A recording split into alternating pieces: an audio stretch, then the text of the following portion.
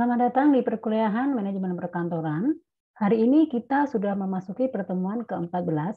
Topik yang akan kita kupas, yang akan kita pelajari pada hari ini adalah tentang kepemimpinan dan hubungan kerja. Ini merupakan materi yang sangat penting karena di mana setiap aktivitas di perkantoran atau dalam mengelola manajemen perkantoran itu akan bisa berjalan sesuai dengan tujuan, sesuai dengan target yang kita rencanakan itu karena adanya koordinasi antara pimpinan dan juga tim kerja atau karyawan.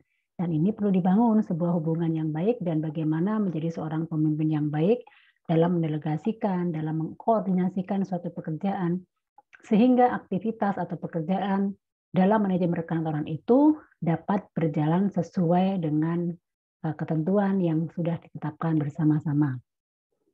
Baik, pada perkuliahan hari ini kita akan mempelajari atau mengetahui tujuan dari pembelajaran kita adalah diharapkan kepada seluruh mahasiswa yang mengikuti perkuliahan ini mampu menjelaskan tentang kepemimpinan dan hubungan kerja.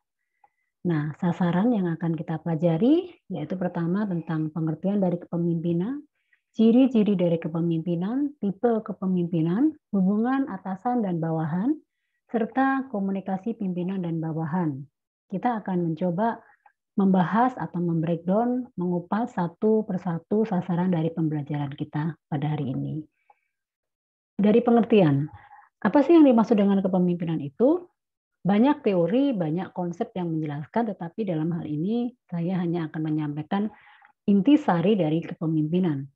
Jadi silakan bisa mencari referensi yang lebih dari ini, diperbolehkan, tapi supaya kita memiliki persepsi yang sama, ini adalah sarinya bahwa kepemimpinan itu dapat diartikan sebagai kemampuan seseorang untuk mempengaruhi atau memberikan influence perilaku orang atau orang agar dengan penuh pengertian, dengan kesadaran, dan sepenuh hati bersedia mengikuti kehendak pemimpin.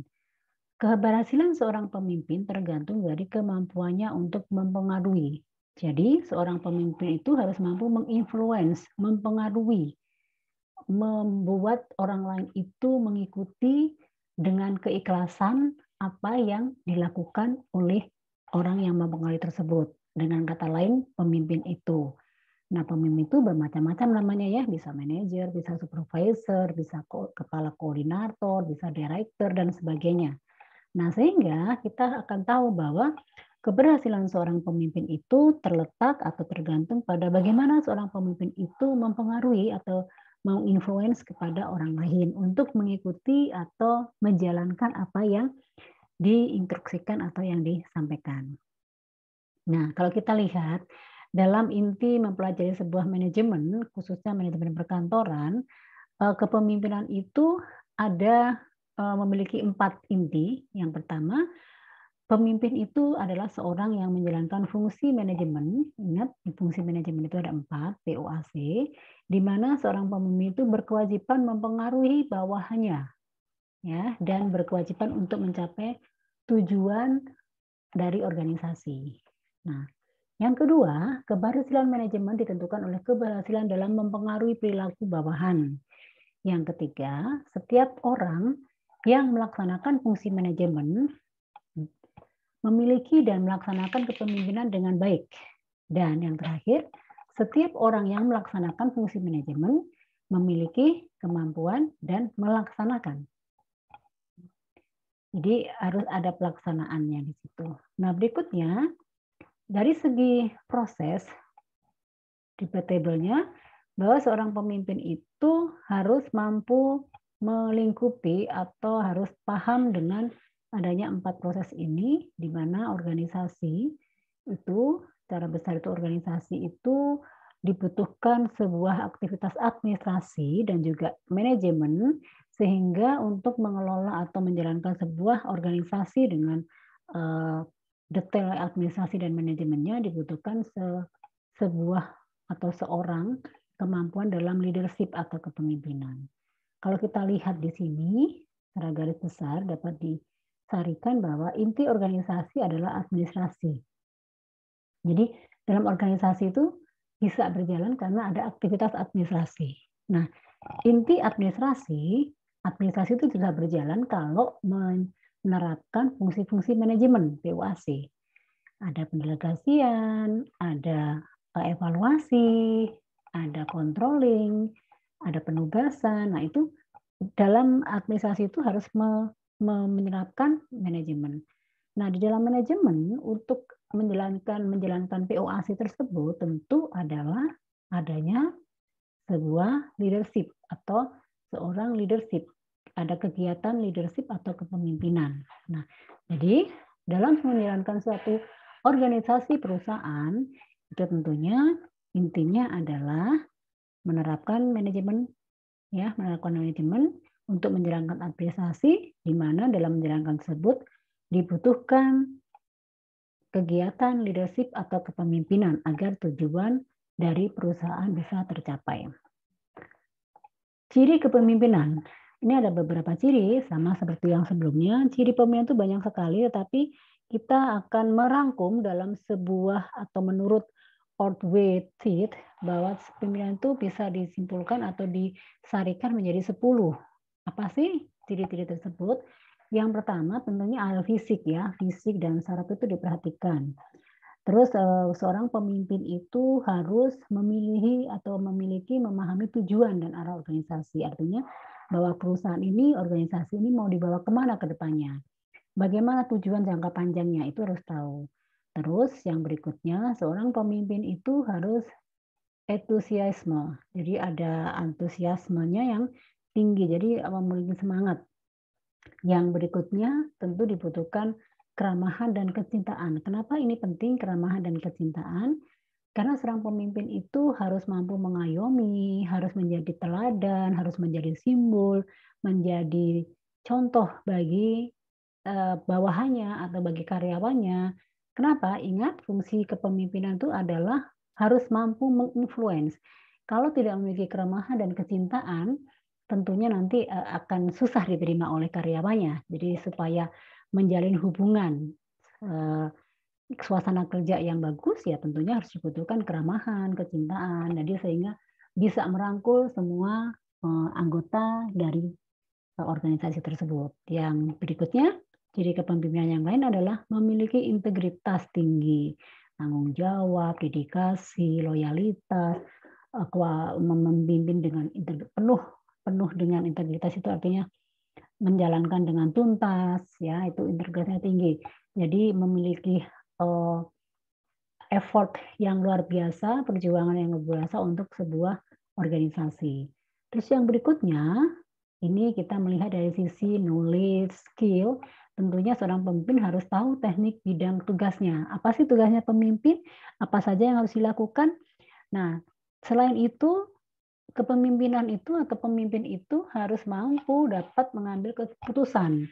Karena di dalam sebuah pemimpin itu kan, dalam kegiatan leadership itu kan pasti ada problem, ada solusi yang harus ditentukan, maka harus diambil sebuah kebijakan atau keputusan agar bisa dijalankan secara bersama-sama. Terus intelijensi, ya, intelijensi itu lebih ke intelektual, smart, bijak, cerdik, dan sebagainya. Terus keterampilan sebagai guru. Ingat, leader atau pemimpin itu menjadi teladan, menjadi simbol yang akan menjadi contoh. Ibaratnya seorang guru itu harus memberikan yang terbaik, kejujuran, memberikan ilmu, memberikan arahan. Nah, layaknya seperti itu, jadi pemimpin itu juga bisa menjadi seorang guru yang mampu memberikan arahan, memotivasi, mengingatkan, menegur kalau misalnya ada salah jalan, salah arah itu juga harus diperhatikan.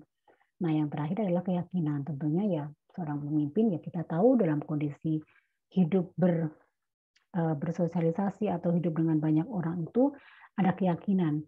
Jadi seorang pemimpin itu harus memiliki keyakinan, tidak boleh ragu. Jadi memiliki ketegasan, keyakinan, memang mampu untuk menjadi seorang pemimpin. Nah, sementara itu ini ada beberapa tentang kepemimpinan beberapa pakar, salah satunya adalah Ki Hajar Dewantara dan juga Millet. Kalau Ki Hajar Dewantara itu dalam segi atau membahas tentang kepemimpinan itu ada 3 yang pasti kita hafal, ya, kita tahu ajaran atau leadership yang diturunkan atau yang bisa diterapkan oleh kita dari ajaran Ki Hajar Dewantara. Dia ada 3. Yang pertama adalah Tuturi Handayani, ya. Itu yang terakhir ya sebetulnya. Tapi yang pertama itu adalah Ing Ngarso Sungtulodo, Ing Madyo Mangunkarso, dan terakhir adalah Tuturi Handayani. Ing Ngarso Sungtulodo itu artinya bahwa pemimpin itu bisa berada di depan, memberikan suri tauladan atau contoh. Tapi pada suatu saat, seorang pemimpin juga harus bisa berada di tengah-tengah, terjun langsung di dalam masyarakat. Kalau dalam hal perusahaan ya bisa langsung ke lapangan, melihat langsung, artinya juga bisa menumbuhkan semangat, memotivasi, jadi bisa memberikan arahan, mengajar dengan dia terjun langsung.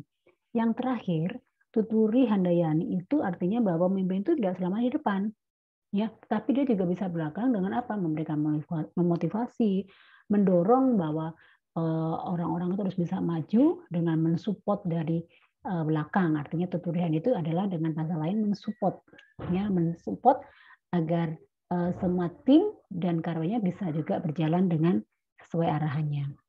Nah, sementara menurut Milet itu ada beberapa di sini ya, bahwa seorang pemimpin itu harus memperhatikan kesehatan, memahami tugas pokok atau missionnya, penuh attention atau perhatian, memiliki intelijensi ya, tidak harus memiliki pengetahuan yang rinci atau ahli, tetapi memiliki common sense yang baik, memiliki integritas, sikap persuasif, kritis, dan loyalitas atau kesetiaan.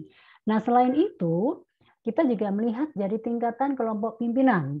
Ya, kita harus melihat kalau kita pernah kembali belajar pengantar manajemen bahwa kepemimpinan itu dibagi menjadi 3, top manajemen atau kelompok top, kelompok middle, dan kelompok lower. Di mana kelompok top itu adalah manajemen yang sering juga sebagai administratif manajemen atau pengambil keputusan. Sementara kelompok middle itu kelompok tingkat menengah atau middle management. Lower itu adalah lebih ke teknik ya, lebih ke teknis. Sementara kalau middle itu biasanya kita lebih pendekatannya approach-nya lebih ke human. Nah, seperti itu. Nah, selain itu kita juga harus memperhatikan seorang kepemimpinan atau pemimpin itu harus memiliki keterampilan, skill. Bagaimanapun kalau kita lihat kembali kepada manajemen pengantar itu keterampilan seorang pemimpin itu harus memiliki 3, technical skill, human skill, dan managerial skill.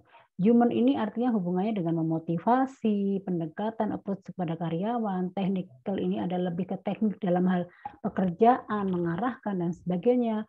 Managerial skill itu adalah lebih mengarah kepada pengambilan keputusan, decision maker, dan juga kalau misalnya ada problem, dia harus tahu apa yang harus dilakukan.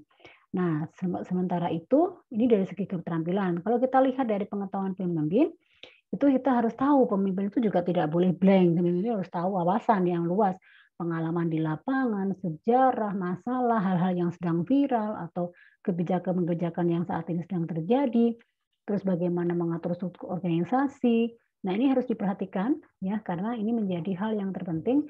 Kalau seorang pemimpin tidak menguasai ini juga berbahaya, karena dia akan tidak mengetahui akan dibawa kemana perusahaan tersebut. Maka pengetahuan itu perlu dimiliki oleh seorang pemimpin ya, memiliki tujuan organisasi yang benar, tahu struktur organisasi, memiliki SWOT, kekuatan, kelemahan, dan juga tantangan yang akan dihadapi serta ancaman yang mungkin dihadapi oleh perusahaan itu dia tahu.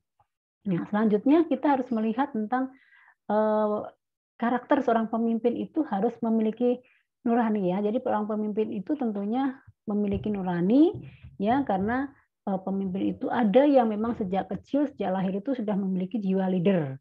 Terus seorang pemimpin harus memiliki secara spiritual, memiliki agama dan hati nurani, ada kejujuran, ada nilai-nilai kepercayaan atau norma-norma yang ditularkan, yang disampaikan atau yang diberikan kepada anak buah atau karyawan itu penting sekali karena di dalam agama pun itu harus menanamkan norma-norma agama yang baik. Artinya hal-hal yang bersifat positif, hal-hal yang bersifat tidak melanggar secara ajaran agama itu harus ditanamkan dengan baik-baik. Nah, begitupun pemimpin itu juga harus paham tentang tradisi dan adat. Nah, ini penting juga karena yang dimaksud dengan tradisi dan adat ini adalah bahwa kita hidup di mana-mana, pemimpin itu juga paham karyawan itu memiliki latar belakang berbeda-beda, ada tradisi, adat, Sehingga ini menjadi hal penting yang perlu dipahami oleh seorang pemimpin, di mana kebiasaan yang berulang menjadi adat dan tradisi. Artinya bahwa seringkali dalam kegiatan organisasi kepemimpinan itu akan memunculkan sebuah tradisi atau budaya yang nantinya akan menjadi standar atau tradisi atau adat yang dilakukan di perusahaan tersebut. Misalnya kita bekerja di perusahaan Jepang, tentunya ada tradisi adat yang memang ditularkan oleh tradisi atau norma-norma yang diajarkan di Jepang. Begitupun kalau kita bekerja di Indonesia. Di Indonesia pun kita tahu ada swasta, ada BUMN, ada pemerintahan, itu memiliki tradisi atau adat yang berbeda-beda. Misalnya tradisi di dunia perbankan, tradisi di rumah sakit, tradisi di pelayanan masyarakat, atau tradisi bekerja di PT itu pasti berbeda. Nah, itu menjadi hal-hal yang nantinya harus diikuti. Tradisinya apa, atau apakah kalau ada pelanggaran harus seperti apa, apakah ada sanksi dan sebagainya, itu harus dikuasai atau dipahami. Nah, selain itu seorang pemimpin harus mampu memahami tentang peraturan hukum. Karena kita berada di negara hukum, tentunya hal ini menjadi dasar, menjadi hal yang terpenting bagaimana peraturan hukum itu dibuat oleh pemerintah ya untuk mengatur ketertiban atau standar agar tidak melanggar etika, tidak melanggar aturan hukum yang ditetapkan oleh negara. Nah, selain itu yang terakhir adalah nalar dan pikiran sehat. Ya, tentunya seorang pemimpin itu ya mampu memiliki kemampuan dalam hal nalar dan juga berpikir secara sehat sehingga dalam mengambil keputusan itu tidak sepihak tetapi untuk kepentingan bersama. Jadi mana atau bisa memilih mana yang benar, mana yang salah gitu. Berikutnya, kita akan melihat dalam kegiatan kepemimpinan itu seringkali kita mendengar istilah perintah dan instruksi. Nah, ini ada kaitannya dengan aktivitas manajemen perkantoran. Setiap kegiatan atau aktivitas dalam perkantoran itu tentunya adanya hubungan kerja, adanya instruksi atau koordinasi antar pimpinan dan tim kerja atau karyawan.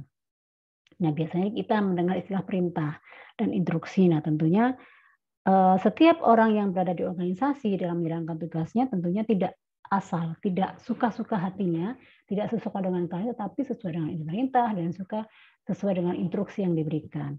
Apa yang dimaksud perintah? Perintah adalah suatu pernyataan tentang kehendak pimpinan secara tegas dan ringkas yang dirumuskan dalam suatu bentuk tertentu didasarkan kepada suatu sarana komunikasi baik tertulis atau lisan. Jadi perintah itu bisa ditulis atau lisan dan untuk dilaksanakan. Sementara instruksi itu adalah salah satu bentuk perintah untuk memberikan keterangan tentang tujuan umum, kebijaksanaan, dan rencana strategis kegiatan dalam suatu kegiatan tertentu untuk jangka waktu yang relatif lama. Instruksi itu seperti itu. Nah, ini berikut adalah prosedur tetap dan petunjuk. Apa yang dimaksud dengan prosedur tetap? Prosedur tetap adalah suatu prosedur yang sifatnya tetap dengan tujuan untuk menghindari pengeluaran perintah yang sama secara berulang. Petunjuk itu apa? Petunjuk adalah pernyataan kehendak pimpinan secara tertulis dan lisan, di mana suatu kebijaksanaan tertetapkan atau suatu kegiatan tertentu diperintahkan secara luas. Petunjuk biasanya dikeluarkan oleh pimpinan tingkat atas. Nah, ini adalah hal-hal yang umum yang seringkali diterapkan di banyak perusahaan. Baik, kita melihat apa sih kalau kita bekerja itu kan selalu dapat perintah, ada tugas dan sebagainya. Ya khususnya dalam menjalankan administrasi perkantoran itu kita menjalankan sesuai perintah ya atau sesuai mandat atau sesuai tugas. Nah, apa yang dimaksud kita akan melihat ciri pemerintah. Ciri perintah itu seperti apa? Yang jelas. Ya, yang berikutnya lengkap. Jelas itu artinya mudah dipahami oleh bawahannya, tidak membingungkan ya. Jadi kata-katanya pun simple, jelas dan tidak menimbulkan duo persepsi yang membingungkan, bias, tapi mudah dipahami oleh anak buah. Tetapi juga lengkap, singkat ya, tidak mengurangi kejelasan maksud, menjamin kebebasan bawahannya, ya tidak terlalu kaku. Artinya kita juga diberikan kebebasan. Terus menggunakan kalimat mengiyakan dengan dan jangan menggunakan kalimat ingkar, lebih ke positif ya, tindakan positif atau asertif. dan tepat waktu. Tepat waktu karena perintah itu harus dijalankan, harus dikerjakan, harus ada laporannya dan ada deadline-nya, ya kan? Dan deadline-nya itu artinya namanya tepat waktu, artinya waktunya kapan, itu harus jelas ya. Nah, berikutnya adalah cara menyampaikan perintah atau instruksi. Yang pertama, kita harus menyampaikan perintah itu dengan jelas. Yang kedua, pada saat kita menyampaikan tugas atau memberikan instruksi, kita juga harus melihat suasana. Suasananya juga perlu diperhatikan. Kadang emosi atau mood karyawan itu pada saat yang tidak tepat, misalnya mengerjakan tugas satu belum selesai, ditambahkan tugas yang kedua dengan cara agak mendesak, kadang juga mempengaruhi suasana kerja. Nah, itu juga berpengaruh.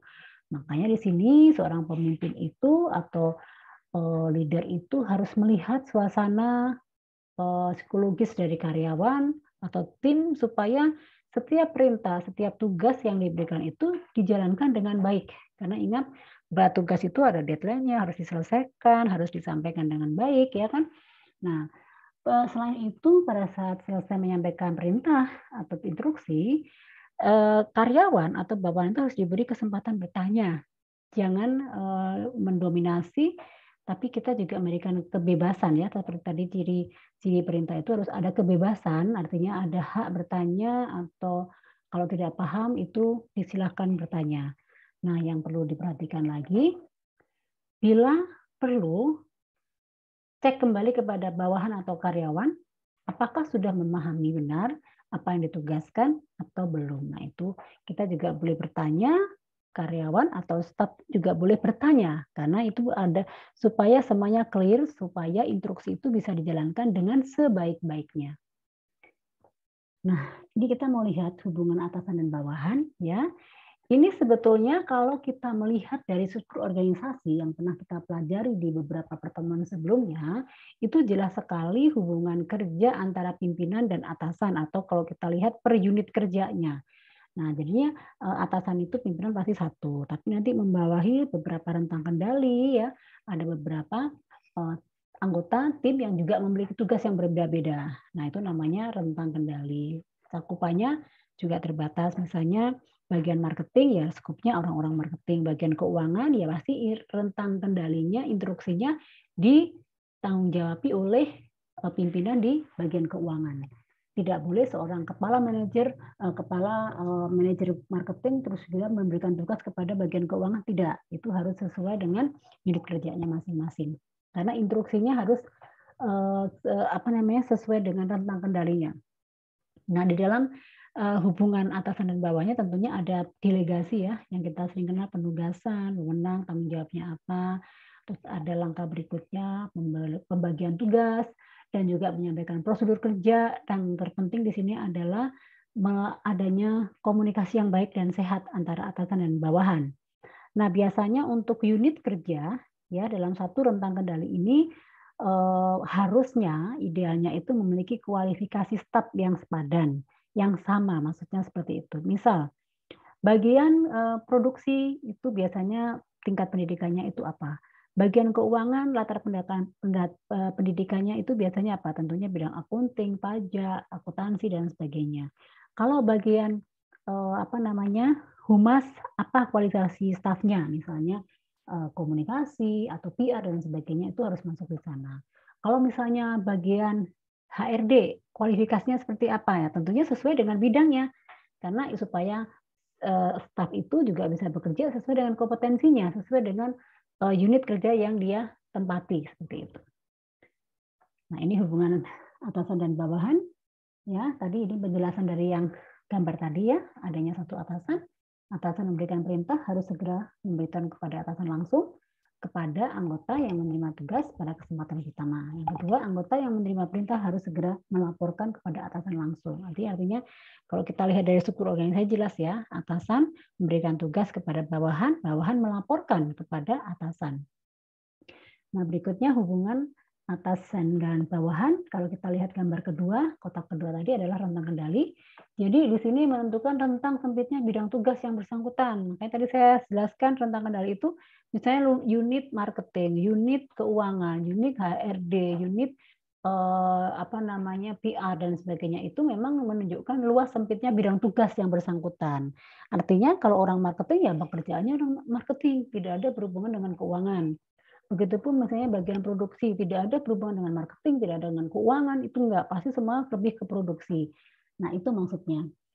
Nah, tentunya ya karena bidang kerjanya sama, ya dibutuhkan pengetahuan, kecakapan, pengalaman jabatan, sifat dari pekerjaan, tempat dan jumlah kerja yang ada, perlengkapan, peralatan, dan fasilitas, serta waktu yang disediakan bagi atasan.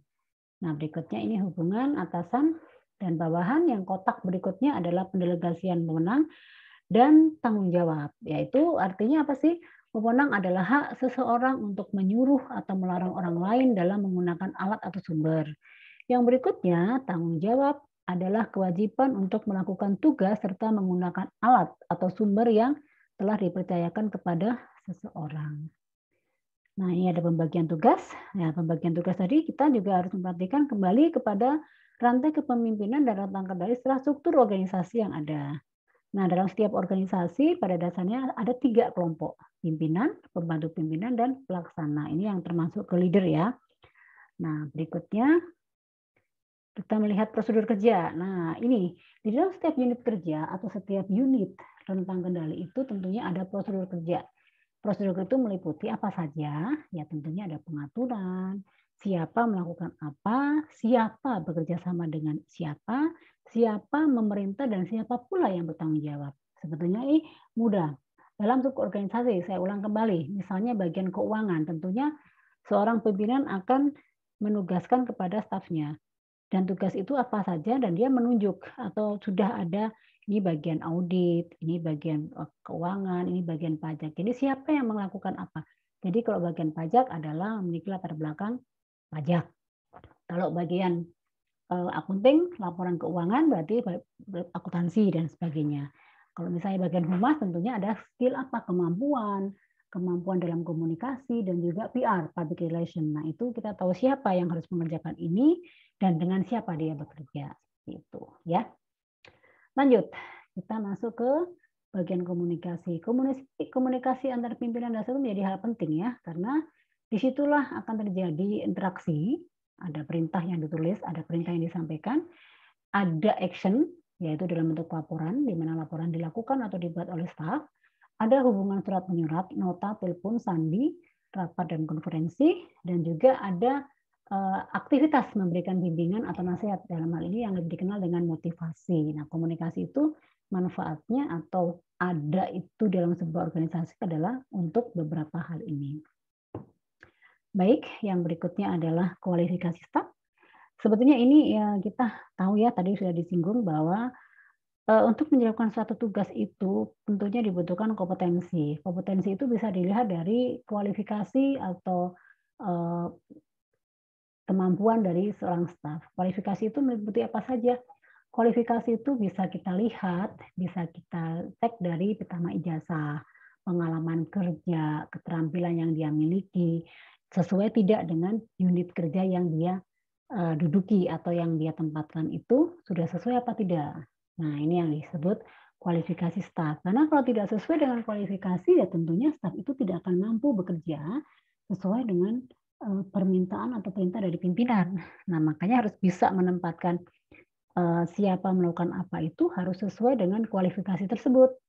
Ya, menguasai filsafat yang dianut, mendalami sistem pembagian tugas yang ada dalam organisasi, bisa menerima ikhlas apa yang diberikan oleh pimpinannya. Karena kalau tidak sesuai pasti agak berat ya. Tidak ikhlas itu berarti bukan berarti tidak mampu, karena kemampuannya atau keahliannya, kualifikasi tidak sesuai.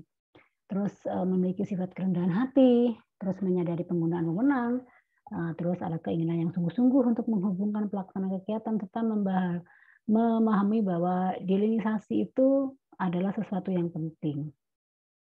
Nah, demikianlah pertemuan dan materi kita pada hari ini. Nah, tentunya untuk menambah pengetahuan, menambah wawasan, kita akan kembali melakukan pengayaan dengan mengerjakan beberapa pertanyaan, latihan soal, untuk bisa mengukur, untuk melihat kemampuan peserta perkuliahan hari ini, bagaimana memahami atau menguasai materi yang sudah disampaikan pada hari ini.